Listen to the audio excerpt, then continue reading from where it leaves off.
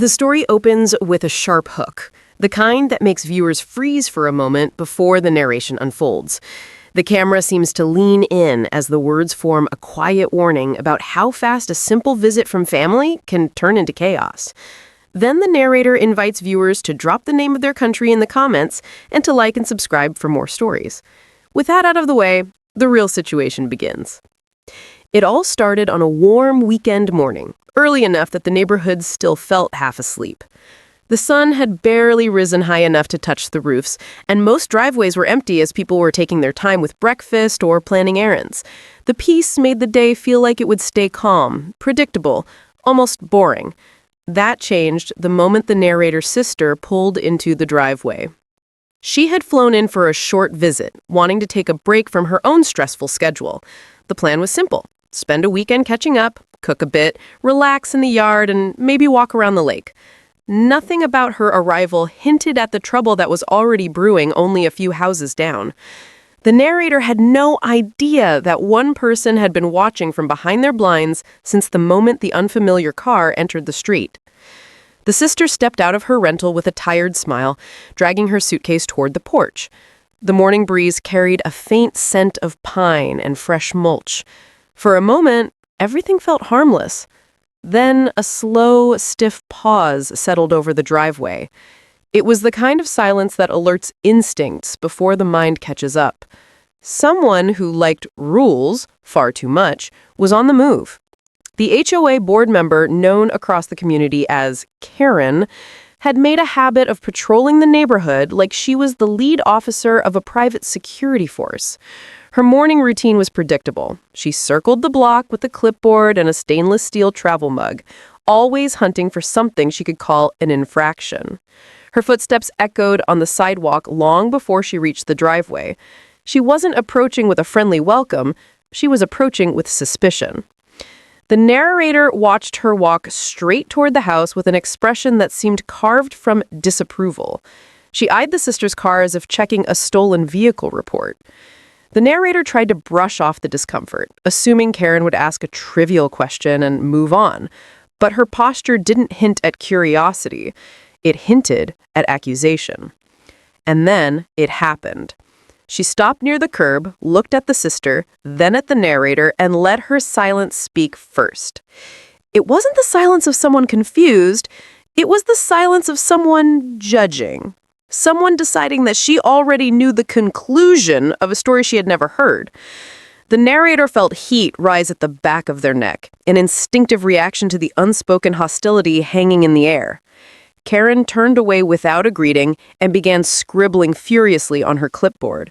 The movement wasn't subtle. She wanted to be seen. She wanted to make it clear she had formed an opinion before asking a single question. The sister glanced at the narrator with confusion, unaware that she had just become a target in a neighborhood where the wrong haircut, wrong car, or wrong timing could turn into a pointless dispute. Within minutes, Karen was on her phone. Her voice carried across the lawn in clipped, irritated bursts. She wasn't whispering. She wasn't trying to be private. She was reporting someone. The narrator didn't yet know to whom, but they could feel it tightening like a rope around the moment. A normal morning had turned into something else entirely, something that no reasonable person would expect. A short time later, a patrol car turned the corner, its quiet presence stirring the neighbors out of their relaxed weekend rhythm. Curtains shifted, doors cracked open, people peeked out to figure out who had drawn attention this early in the day. The narrator stood frozen on the porch, unable to believe the situation had escalated this far. Their sister stood next to them, suitcase still in hand, stunned by how quickly the air had changed. The patrol car rolled to a stop in front of the house. The officers stepped out, not tense, but clearly uncertain why they had been summoned. When they looked around, they didn't see anything unusual. Then Karen stepped forward, arms folded tight, chin lifted in triumph. She looked at the narrator with the satisfied confidence of someone who believed she had done the neighborhood a great service. The officers began walking toward the porch, their expressions shifting from caution to confusion. They had expected a disturbance, a trespassing case, something threatening. Instead, they saw two siblings standing quietly, one with a suitcase, both looking more puzzled than anything else. The officers paused, scanning the situation like they were trying to figure out what they had walked into. Karen stood off to the side, pointing at the sister with a gesture dripping in entitlement. It was obvious she had told them a story meant to paint a stranger as suspicious. The narrator felt something settle inside them. Not fear, not embarrassment, something colder. Something that would shape every chapter that followed. Because this wasn't about bins, lawns, or parking spots. This was about someone who decided she had the right to choose who belonged. And she had chosen wrong. The officers took a slow breath, ready to ask questions, ready to get clarity, and ready to figure out why they had been dragged into a harmless moment. At that exact point, the narrator knew this story wasn't ending here. It was only beginning. The neighborhood woke to a strange mix of curiosity and unease the morning after the incident.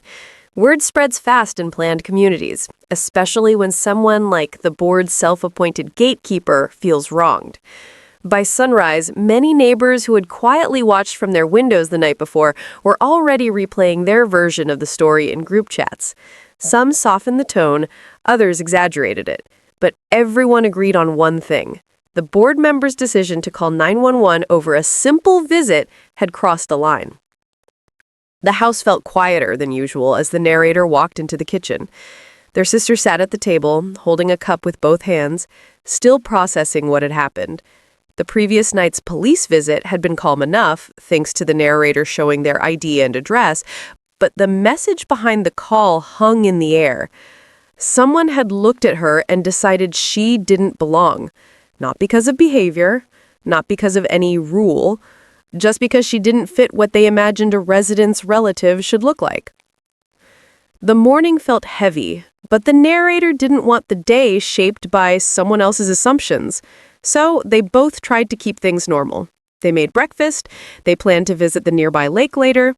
They even joked half-heartedly about the Karen on the HOA board who must have stayed up practicing her version of the story for whoever would listen.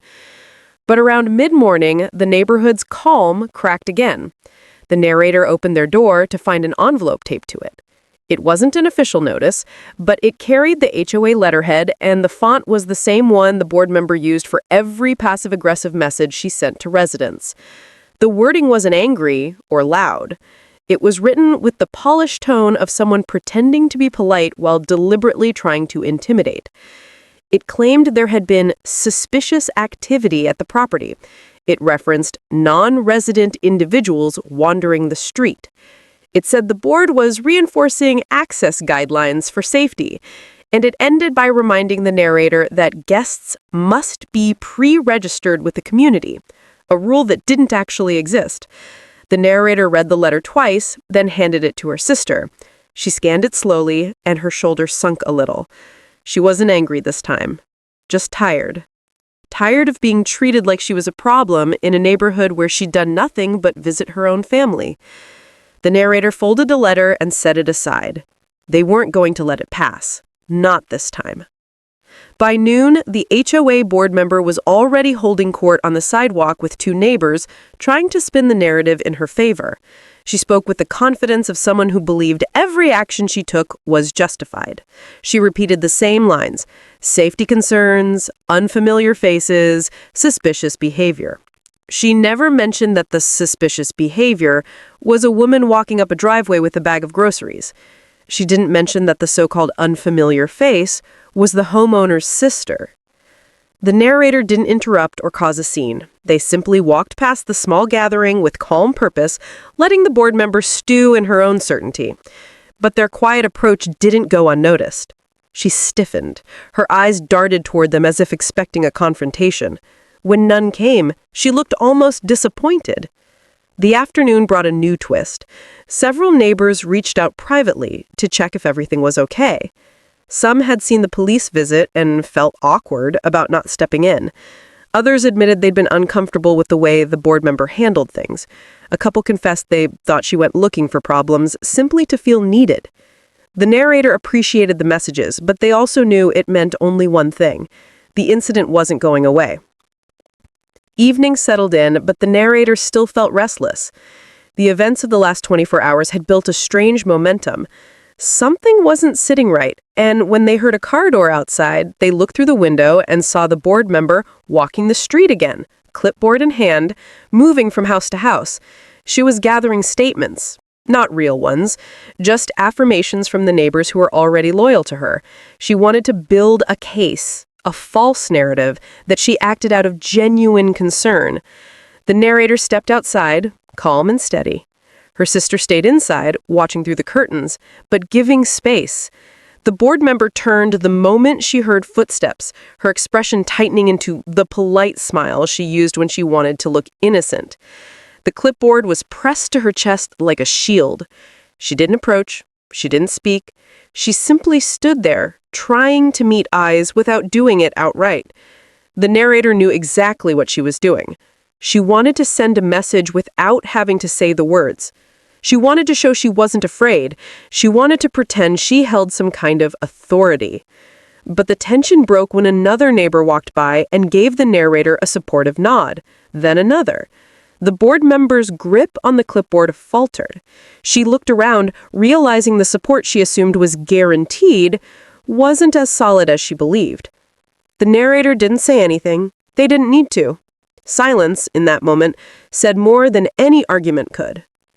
The night ended with an unexpected sense of clarity.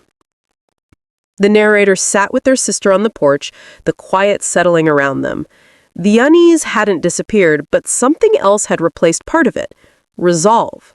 The board member wasn't done, not by a long shot, but she had made one mistake. By turning a harmless visit into a crisis, she revealed exactly how far she was willing to go. And the narrator knew that if she kept pushing, the truth would eventually surface. Not just about the 911 call, not just about the false report, but about the pattern behind her behavior. The pattern everyone had seen for years but never confronted. As the evening breeze moved through the street, the narrator could feel the next chapter forming. The board member wanted a conflict. She had made that clear. And although the narrator wasn't looking for a fight, they weren't going to let her keep twisting the rules to fit her personal view of the neighborhood. The stage was set. The board member thought she held the upper hand. She had no idea the story was shifting right under her feet. The next morning, the neighborhood felt heavier than usual, as if the tension from the previous day had soaked into the air overnight. The sun was barely up, yet people were already outside, pretending to do yard work while quietly watching my house. Word spread fast here, and everyone knew Karen had called 911 on my sister for not belonging. No one said it out loud, but the neighborhood was split. Some were embarrassed, some were curious, and some were already looking for a way to take sides without saying anything at all.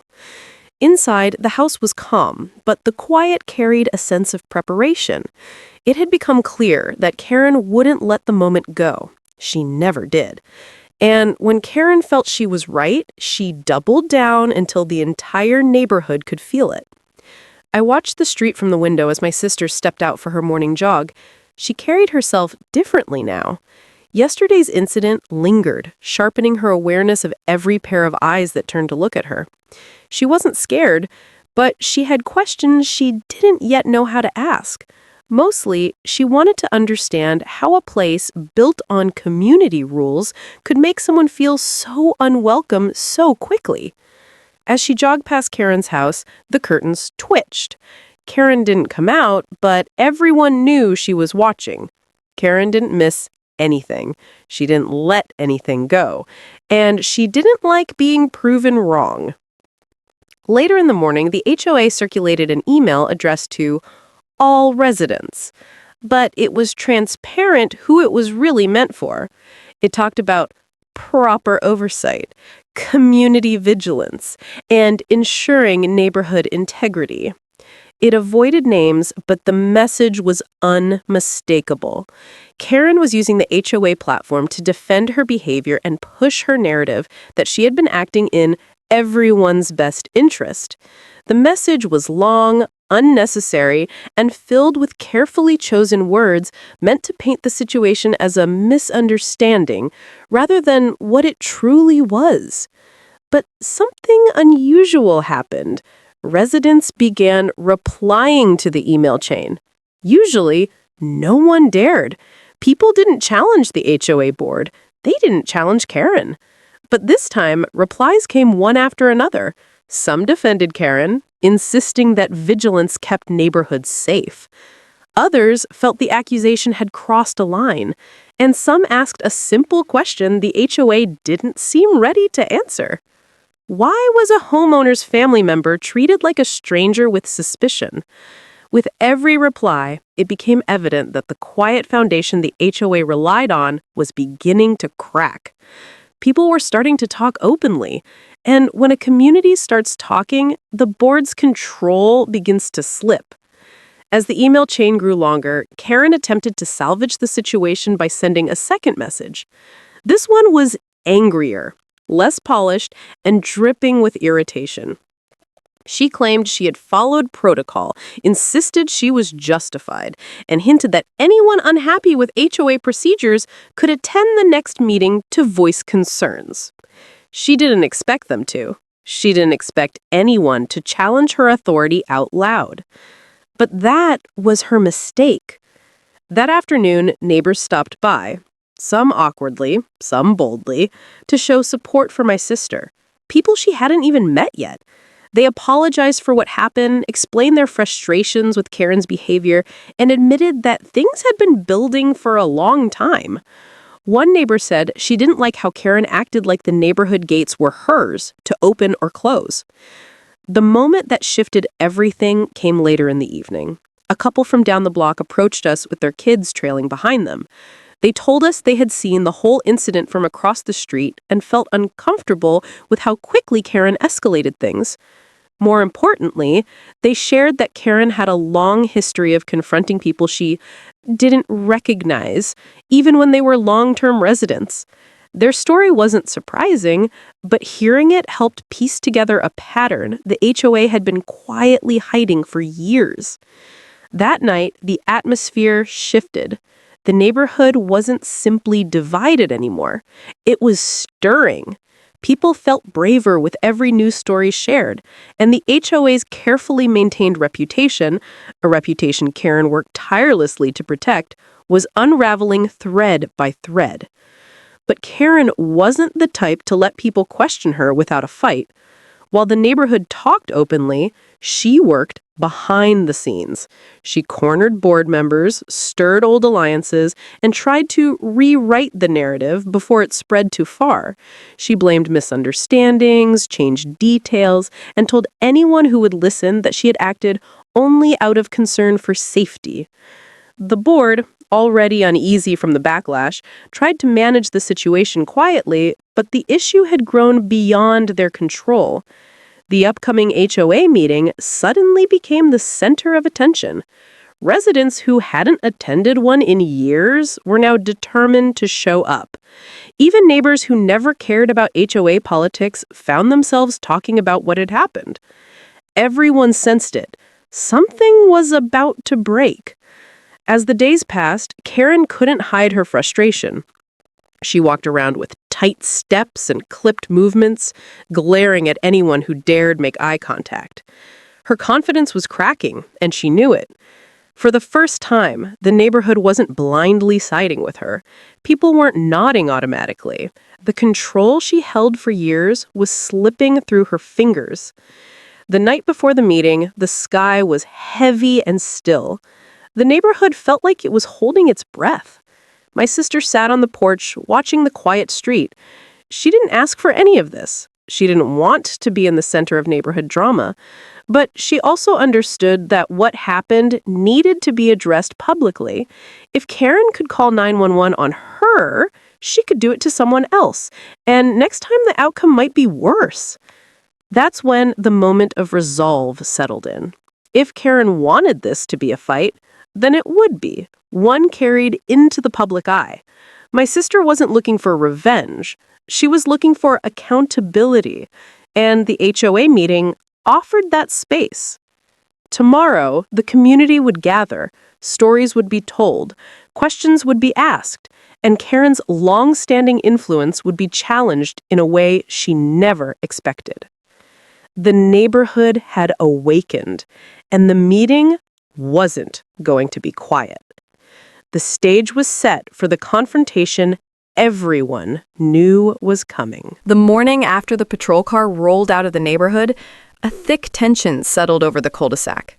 It clung to the sidewalks, hovered over driveways, and followed every glance exchanged between neighbors. Word had already spread about Karen's 911 stunt, and the officers realizing my sister lived there. By sunrise, half the community had taken a side. Some believed Karen had gone too far. Others claimed she was, quote-unquote, just being cautious. And then there were the ones pretending they hadn't seen a thing, though everyone knew they had watched from behind their blinds. I started the video with the usual hook, reminding viewers to drop a comment with their country and subscribe for more stories. Then the narration shifted back to the moment my sister and I stepped outside, ready to face whatever fallout waited for us. My sister walked ahead of me, her shoulders steady, but her eyes scanning every house. She had grown up dealing with situations like this, but facing it in a place I had promised was safe was different. She had tried to shrug it off the night before, but I could tell it lingered. Karen's house sat quiet. No blinds twitching, no dramatic pacing on her porch, just an unusual stillness that told me she wasn't done. People like her never considered a situation closed. They waited, plotted, and searched for another angle to justify themselves. The HOA president, Tom, drove slowly down the street not long after. His car stopped at the end of my driveway and he stepped out with a clipboard tucked under his arm. Tom wasn't confrontational like Karen, but he was loyal to the HOA rules in a way that made him predictable. He believed in keeping the peace, especially when the peace benefited the HOA more than the residents. He didn't ask what happened or if we were okay. His first concern was the complaint filed with the HOA office around midnight. Karen had emailed them immediately after the police left. She claimed there was suspicious activity, non-residents staying without authorization, and possible violations of community security guidelines. Tom handed me a printed copy, as if the issue required his direct involvement. My sister listened quietly as he explained that the HOA needed to review the incident. I could tell she wondered if this would become another fight she didn't choose but had been dragged into, but she stayed composed. When Tom left, several neighbors walked by slower than usual. They wanted to see us. They wanted to judge for themselves. My sister gave them polite nods, but most of them looked away, embarrassed or unsure. A few offered hesitant smiles that tried to say they supported us without risking being seen supporting us. And then there was Mrs. Hargrove. She lived 3 houses down and had been outspoken during the Halloween decoration argument 2 months earlier. She crossed the street to approach us, determined and bold. Her tone was firm, but she wasn't angry. She was disappointed. She told us she had watched the whole thing. She said the sight of police walking up to my house because of my sister made her sick. She wasn't afraid to blame Karen for stirring the neighborhood into chaos. She wasn't the only one. Within an hour, several neighbors gathered in small clusters across the street. A few were whispering. A few avoided eye contact. A few seemed ready to defend us if Karen tried anything else. The community lines had drawn themselves. Around noon, a message landed in the neighborhood group chat. It came from Karen. She wrote a long post claiming her actions were misunderstood. She insisted she was trying to protect the neighborhood. She said she didn't want to offend anyone, but she reminded everyone that strangers wandering the community late at night were a threat. She didn't say my sister's name, but she didn't have to. The replies came fast. Some supported her, some criticized her, some tried to keep the peace. But the comment that changed everything came from a neighbor no one expected to speak up. Mr. Avery, a retired school principal who rarely got involved in neighborhood drama. He wrote that he had cameras covering the street. He had clear footage of Karen confronting my sister. He said he was tired of seeing neighbors targeted, especially without cause. He added that he had already sent the footage to the HOA board. The chat went silent. The kind of silence that meant gears were turning behind closed doors. By evening, the HOA announced an emergency board meeting. They claimed it was to address a community matter, but everyone knew exactly what that meant. The entire neighborhood was buzzing about it. People walked their dogs slower. They lingered by their mailboxes. They waited for more information to surface. And Karen finally showed signs of cracking. She stood outside her house shortly before sunset, pacing and muttering to herself, glancing over at us every few minutes. Without the support she expected, she was unraveling. That made her unpredictable. When she saw my sister watering the plants near the porch, Karen marched toward her with the determination of someone who believed she was the hero in her own story. I stepped outside immediately, keeping a calm distance, but the tension climbed like a storm taking shape. Karen insisted she had been acting within her rights. She claimed the footage Mr. Avery had posted was taken out of context. She said she wasn't targeting anyone, but she kept circling back to the same theme, the idea that my sister didn't belong. My sister didn't respond. She didn't argue. She didn't feed the fire. And that infuriated Karen. Her voice grew sharper, her gestures dramatic, and her tone frantic. The neighbors around us watched from a distance. Some recorded from their windows. A few quietly came out of their homes ready to intervene if things escalated. Karen ended her rant with a warning. She said the HOA would deal with us. She said she wasn't the only one who thought something was wrong. She said she knew how to fix this neighborhood. Then she stormed off. The sun dipped low, the neighborhood settled into a heavy quiet, and I realized this wasn't ending at the emergency meeting. This was only the midpoint. Something bigger was coming. Something Karen wasn't prepared for. The chapter closes here, with the tension rising and the community dividing. The stage is set for the fallout that will reshape the entire neighborhood. The morning after the police incident settled, the neighborhood felt strangely quiet, almost like the entire place was holding its breath. The gossip chain had already done its work. People knew that Karen had called 911 on my sister, and they knew the officers left with nothing but embarrassment after realizing she lived with me and had every right to be there. What they didn't know was that the HOA planned to meet that evening, and they had placed only one item on the agenda: resident safety violations involving unregistered guests. That wording told me everything. They weren't done. They were regrouping. My sister Maya moved around the kitchen with a calm that didn't match the knot in her stomach. She had always been composed, even as a kid, but the events of the past few days had knocked something loose inside her. She wasn't scared, but she was exhausted by the idea that she had to keep proving she wasn't a threat in a neighborhood she didn't even choose to live in. She was visiting me for 1 month to take a break from work, not to be interrogated, followed, or photographed by board members with clipboards. By noon, the board emails flooded in. The first notified residents about the emergency meeting. The second requested that homeowners exercise vigilance regarding unknown individuals lingering around properties.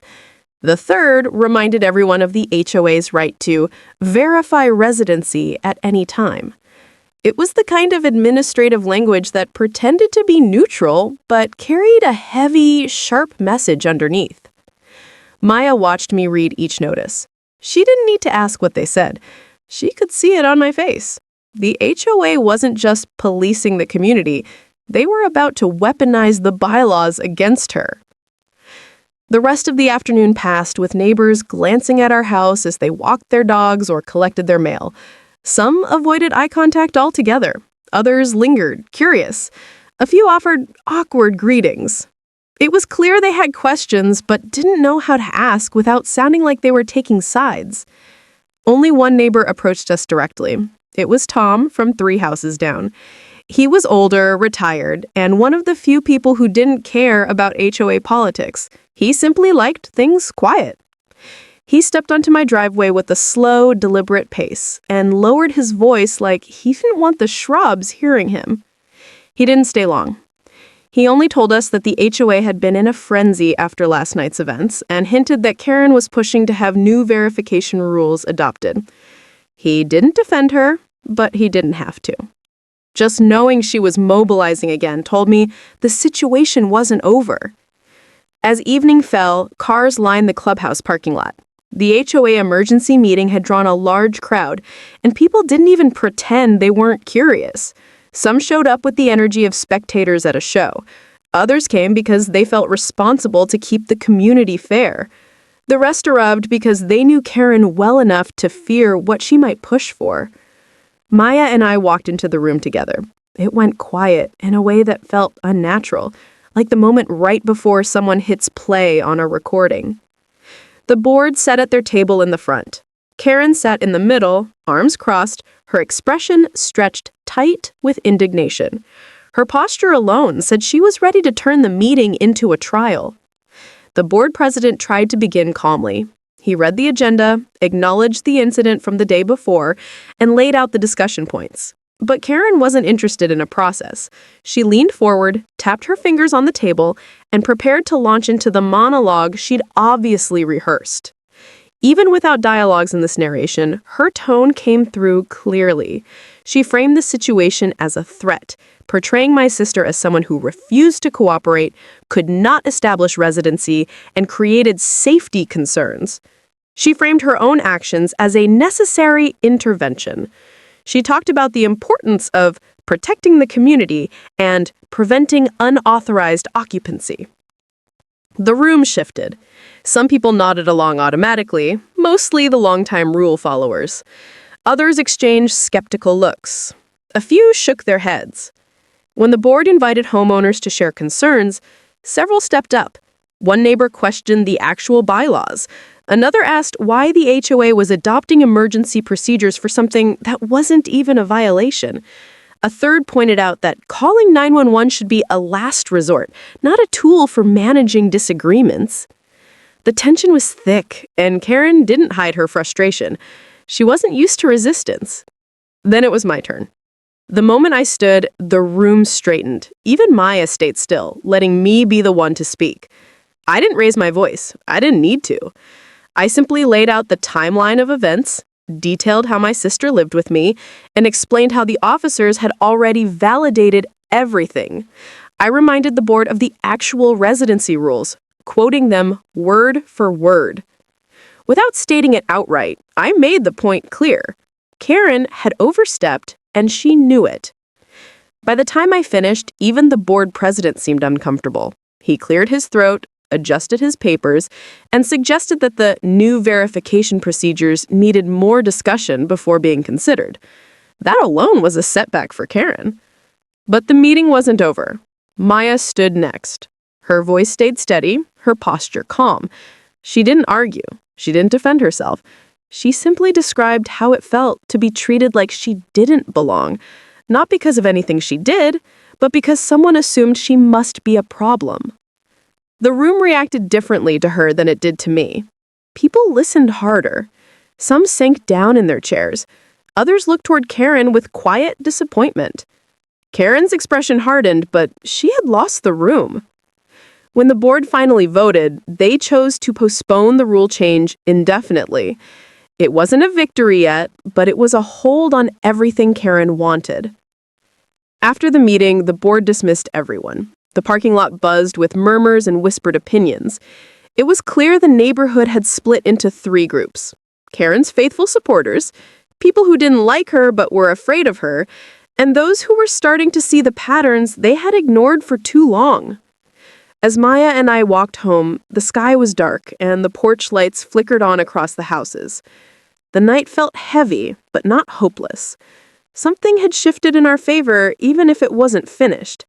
But while we tried to settle back into normal, we didn't know what Karen was doing next. She wasn't the type to accept a setback quietly. She wasn't going to let this go. And the next morning, A new notice arrived on every doorstep, hinting that the board would be conducting residency audits soon. The pressure was far from over. The storm that started with one thoughtless 911 call had already torn through the neighborhood, but by the next morning, it was clear the fallout was far from over. News traveled fast in communities like this, especially when the incident involved flashing lights, an embarrassed HOA, and a homeowner who refused to stay quiet. People woke up buzzing about what happened, some pretending they knew the full story, others whispering in hushed voices as if the truth might burn their tongues. But for the HOA board, the situation wasn't gossip. It was a crisis that needed to be contained before the neighborhood's shiny reputation took a hit. The board members began the day with private messages bouncing between them. None of them wanted to admit the obvious. Their fellow officer, the one who triggered the call, had crossed a line that couldn't be swept under the rug. Still, they tried to spin it as if everything unfolded normally. They pointed at bylaws, parking rules, and vague community security expectations. But the residents had already watched the spectacle unfold. They saw the officers arrive, the confusion on their faces, and the realization that they were responding to something that wasn't even close to a crime. And they saw the disappointment when they realized they'd wasted time because a board member couldn't handle seeing someone who didn't match her idea of a resident. The board scrambled to regain control. They decided to schedule an emergency meeting, not to apologize, but to reframe what happened as a misunderstanding. They wanted to steer the conversation back toward rules, appearance standards, and the importance of vigilance. They hoped that if they spoke with enough authority, people would forget what really happened. But the neighborhood wasn't eager to let this one go. Too many had seen how badly things were handled. Too many had felt uncomfortable with how quickly suspicion had turned into a phone call that could have ended very differently. By the time the emergency meeting was announced, the tension across the community felt like a heat wave rolling through every corner. Some residents felt defensive, thinking the board was under attack. Others were tired of feeling policed in their own homes. And some were simply waiting for the truth to be acknowledged, even if it made things messy. The board hoped people would come quietly, nod along, and let the whole thing fade without consequences. They underestimated just how many neighbors were ready to speak up. As the meeting approached, the HOA president rehearsed his lines, practicing a tone meant to sound calm and wise. He planned to mention safety more times than necessary. He rehearsed phrases like miscommunication, best intentions, and community trust. But his biggest concern wasn't the residents. It was the homeowner, who had every right to say more than anyone else. He hoped the man would stay home, let things cool down, and avoid stirring the pot further. He didn't realize how committed the homeowner was to making sure the truth didn't get buried. When the doors opened and people filed into the clubhouse, the room filled faster than any meeting the HOA had held in years. The air carried a strange mix of curiosity, frustration, and the kind of energy that always comes before someone finally says what everyone has been thinking for too long. The homeowner entered quietly, taking the spot near the back, but several people noticed him. Their nods were small acknowledgments, the kind people offer when they're silently choosing sides. The meeting began with forced smiles and an opening statement that tried to steer everything away from what mattered. The board talked about parking concerns, safety, procedure, and how misunderstandings can happen in diverse communities. But every sentence felt like it was designed to avoid the heart of the problem. People listened, but their eyes drifted, waiting for the moment where honesty might finally break through. When the board paused for residents to speak, they expected hesitant questions. Instead, the first person to stand surprised everyone. She didn't raise her voice, but her words were steady. She talked about how uncomfortable it felt to see neighbors treated with suspicion for no reason. She talked about how the board needed to acknowledge what happened instead of hiding behind rules.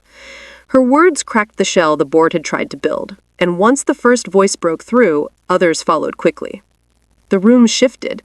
People spoke about their own experiences, small moments they had brushed aside before. Times when certain board members looked at their guests too critically. Times when assumptions were made about who belonged and who didn't. The homeowner stayed quiet, listening, realizing that the situation had opened more than one wound. The board wasn't just defending one mistake. They were facing years of frustration they didn't know had accumulated. As the comments continued, the board's confidence started to crumble. They tried to redirect the conversation, but it wasn't working. Their attempts to frame the incident as harmless only made residents push harder. The truth was clear by then. People were tired of being watched instead of supported. They were tired of a culture that created suspicion instead of community. When the homeowner finally stood, the room quieted on its own. He didn't raise his voice or offer a dramatic speech. He simply described what happened from his point of view. He talked about how his sister felt, how he felt, how unnecessary the entire incident was. His words were straightforward, and that made them even harder for the board to dismiss. He didn't attack anyone. He didn't accuse or insult. He just laid out the facts without emotion. And those facts were stronger than anything the board had tried to claim. The room stayed silent for a moment after he finished, the kind of silence that signals a shift. The board members exchanged looks, realizing their plan had unraveled. They couldn't hide behind policy anymore. They couldn't pretend nothing went wrong. They had to face a community that was no longer tolerating the behavior they'd grown accustomed to protecting. The meeting ended with no resolution, just a promise to review procedures. But everyone knew something bigger had changed. The board's authority no longer felt untouchable. They had lost control of the narrative, and the community had found its voice. As people left the clubhouse, discussions broke out in small clusters. Some were hopeful, some were angry, some were simply exhausted. But nearly everyone agreed on one thing. This wasn't over yet. The board had tried to contain the fire, but now the neighborhood was the one holding the match. And the homeowner knew that the next chapter of the story would determine whether the board learned from this moment or pushed back harder in ways no one expected. The next morning carried a strange quiet, the kind that usually settles over a neighborhood after a storm. People walked their dogs a little slower, curtains shifted more than usual. Everyone acted like nothing had happened, yet every face showed the same question. They were all waiting to see what the HOA would do next, and more specifically, what Karen would do now that her story had been exposed. The recording of her call to 911 had spread through the community faster than a weather alert. It played again and again in group chats and inboxes, each listen making it clear that her report wasn't based on any real concern. It was based on her own assumptions, her own biases, and her own certainty that she had the right to decide who belonged. And because those assumptions had been turned into an emergency call, the entire HOA board was forced to respond. By noon, cars began rolling slowly past my driveway, each driver looking my way, searching for clues about what was coming. My sister stayed inside, keeping to the back of the house, avoiding the anxious energy outside. She had already dealt with more attention than she ever should have. She didn't deserve the spotlight or the whispers. She deserved peace. And every minute this dragged on made that harder to give her. When the HOA president finally called, his voice was steady, but the strain behind it was impossible to miss. He asked me to attend an emergency meeting that evening. He didn't say why, but there was no need. Everyone already knew the agenda. Everyone already knew this wasn't just another complaint or violation claim. This was bigger. It had reached a point where the board couldn't ignore the consequences anymore. The clubhouse was packed that evening, every seat filled, every wall lined, every hallway crowded with people trying to listen. The air was heavy with tension, and the kind of quiet anger that doesn't shout. It waits, it watches, it builds.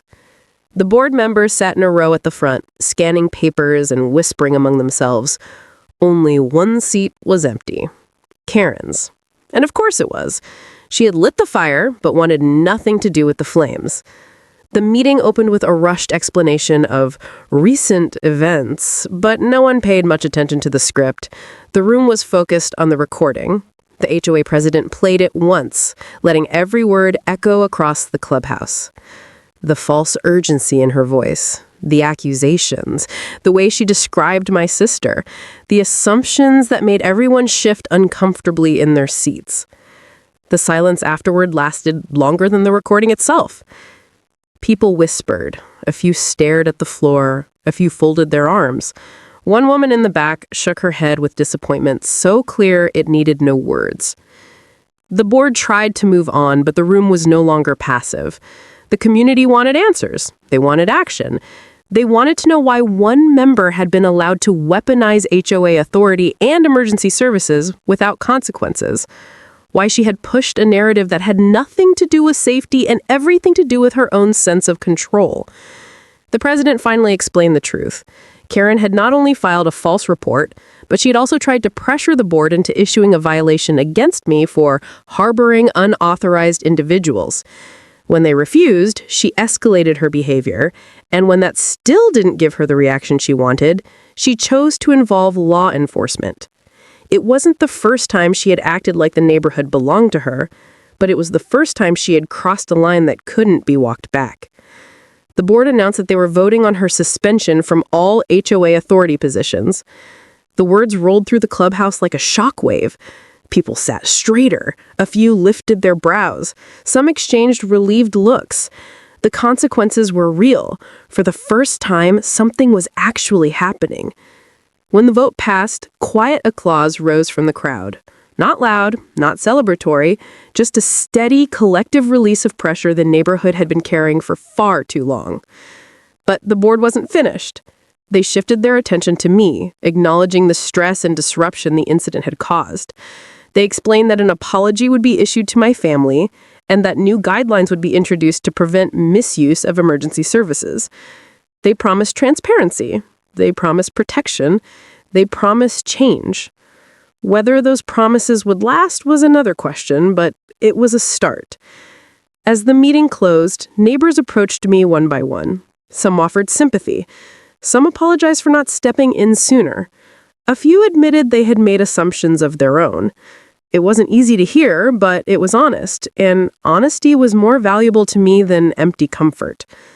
When I returned home that night, the neighborhood felt different.